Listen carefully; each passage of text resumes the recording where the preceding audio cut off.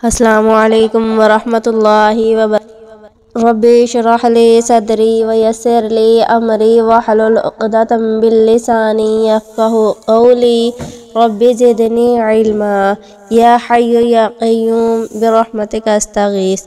حضرت عمر فاروق رضی اللہ تعالی عنہ ایک مرتبہ چند صحابہ کرام کی جماعت کے ساتھ بڑے ضروری کام سے تشریف لے جا رہے تھے۔ راستہ میں ایک بڑھیا ملی جن کی کمر مبارک جھک گئی تھی اور وہ لاٹھی کے سہارے آہستہ آہستہ چل رہی تھیں۔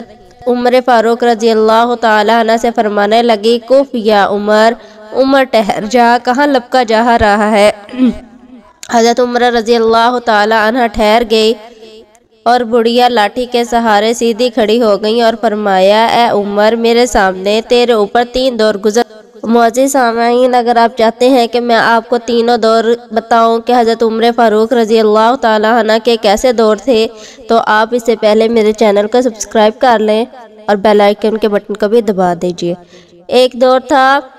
ایک دور تو وہ تھا کہ تو سخت گرمی کے زمانے میں اونٹ چرایا کرتا تھا، یعنی کہ وہ بڑھیا کہنے لگی، ایک دور تو وہ تھا کہ تو سخت گرمی کے زمانے میں اونٹ چرایا کرتا تھا اور اونٹ بھی چرانے نہیں آتے تھے۔ صبح سے شام تک حضرت عمر فاروق رضی اللہ تعالی عنہ اونٹ چرا کر آتے تو خطاب سے مار پڑتی تھی، یعنی کہ ان کے والد محترم سے ان کو مار پڑتی تھی کہ اونٹوں کو اچھی طرح چرا کر کیوں نہیں لایا، اور ان کی بہن عمر کو یہ کہتی تھی کہ عمر تجھ سے تو پھلی بھی نہیں پھولتی۔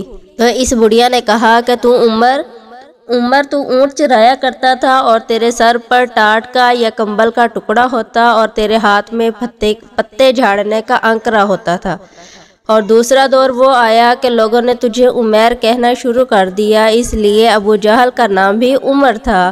اس کی طرف سے پابندی تھی کہ میرے نام پر نام نہ رکھا جائے۔ انہوں نے حضرت عمر فاروق رضی اللہ تعالی عنہ کے نام میں تصغیر کر کے عمیر کہنا شروع کر دیا۔ 2 ہجری میں غزوہ بدر ہوا، اس میں ابو جہل مارا گیا۔ اس وقت ان کو عمیر ہی کہا جاتا تھا، یعنی کہ حضرت عمر فاروق رضی اللہ تعالی عنہ کو عمیر ہی کہا جاتا تھا۔ بڑھیا نے کہا کہ اب تمہارا تیسرا دور شروع ہے، اس میں نہ تمہیں کوئی عمیر کہتا ہے نہ عمر کہتا ہے، بلکہ امیر المومنین کہہ کر لوگ تمہیں پکارتے ہیں۔ اس تمہید کے بعد بڑھیا نے کہا، اتق اللہ تعالی فی رعیہ، رایا کے بارے میں اللہ تعالیٰ سے ڈرتے رہنا۔ امیر المومنین بننا آسان ہے مگر حق والے کا حق ادا کرنا مشکل ہے۔ کل حقوق کے بارے میں باز پرس ہوگی، لہٰذا ہر حق والے کو اس کا حق ادا کرو۔ حضرت عمر فاروق رضی اللہ تعالی عنہ زادوں کی طرح رو رہے ہیں، یہاں تک کہ داڑھی مبارک سے ٹپ ٹپ آنسو گر رہے ہیں۔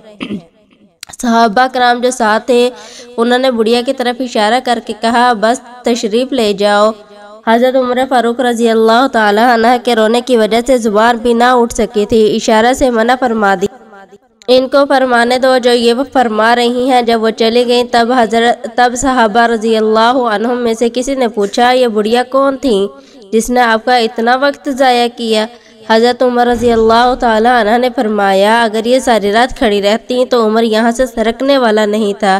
بحث فجر کی نماز کے یہ بی بی حضرت خولہ بنت ثعلبہ تھیں، جن کی بات سنوائی کے لیے 7 آسمانوں کے اوپر ہوئی تھی، اور حق تعالیٰ نے فرمایا تھا، قد سمع اللہ، تحقیق سن لی اللہ تعالیٰ نے، قول اللتی، بات اس کی، تجادلک، جو جھگڑ رہی تھی تجھ سے فی زوجہا، اپنے شوہر سے، وتشتکی الی اللہ، اور اللہ کے آگے اس کی جھینک رہی تھی۔ عمر کی کیا مجال کہ ان کی بات نہ سنے جس کی بات 7 آسمانوں کے اوپر سنی گئی تھی۔